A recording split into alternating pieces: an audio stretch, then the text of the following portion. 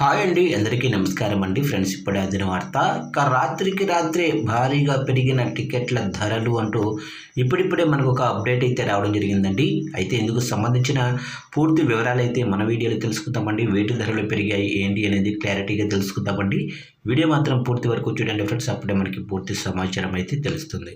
ఇక లేట్ చేయకుండా టాపిక్లోకి వెళ్ళిపోదాము. ఇక మిడిల్ ఈస్ట్లో కొనసాగుతున్న యుద్ధం నేపథ్యంలో దేశంలోనే అతిపెద్ద విమానయాన సంస్థ ఇండిగో విమాన టికెట్ల ధరల పెంపును ప్రకటించింది. యుద్ధం కారణంగా ఏవియేషన్ టర్బైన్ ఫ్యూయల్ ధరలు 85% కంటే ఎక్కువగా పెరిగాయి.